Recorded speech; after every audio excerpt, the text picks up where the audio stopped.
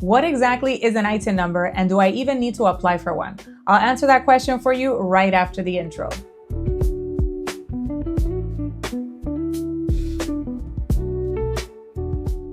Welcome back to our channel. Today I'm going to cover a frequently asked question, and that is, do I need an ITIN number? And the follow-up question is, how can I get an ITIN?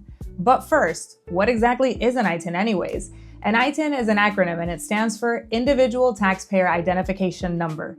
And it's a number that's issued by the IRS to people who have a tax filing requirement here in the United States, but that are otherwise not eligible to get a Social Security number. So here's how you can determine if you need an ITIN number. Okay, so listen up. You're gonna need an ITIN if you need to file a US tax return. For example, you might have had US source income subject to tax, for example, rental income, investment income, or wages where withholding isn't sufficient. Number two would be that number one applies, but you're not eligible for a Social Security number. Typically, this includes people that are non-resident aliens or resident aliens that are residents based on the substantial presence test or other criteria, and their dependents or spouses. I did a video on tax obligations for foreigners that you may want to watch by clicking here. Number three, you are claimed as a dependent or a spouse on someone else's US tax return. Dependents and spouses without a Social Security number might want to get an ITIN because it may benefit the whole tax filing scenario. Number four is that you have a filing requirement and want to claim treaty benefits. So you have to file a tax return for that, and you will need an ITIN for that. Number five is that you're a foreign national with US financial dealings.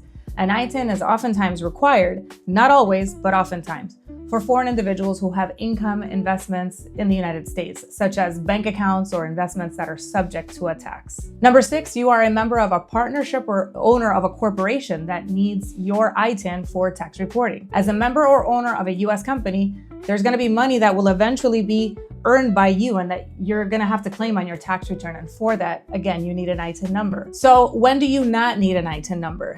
If you are eligible for a Social Security number, then you don't have to apply for an ITIN number. You're going to get the Social Security number instead. Another reason why you don't need it is if you're filing Form 8843, such as if you're a student or exchange visitor who is exempt from US taxes based on your status and other reasons. Another reason you don't need one is if you don't have a US tax filing reporting obligation. Okay, so you've determined that you do need an ITIN number. So how do you go about getting one? There are two ways to get one. One is by means of filing a 1040-NR or 1040, and the other is via the LLC that you're a member of. In both cases, you're going to need to complete a Form W-7, which is the application for the ITIN number. You're going to have to provide supporting documents, such as your passport, and you're going to have to submit the application. You can do the application in person. You could do it by mailing it to the IRS, or you can do it through a certified acceptance agent. Here in Freedom Group, we have licensed CAAs, or certified acceptance agents, and this is really important. Why?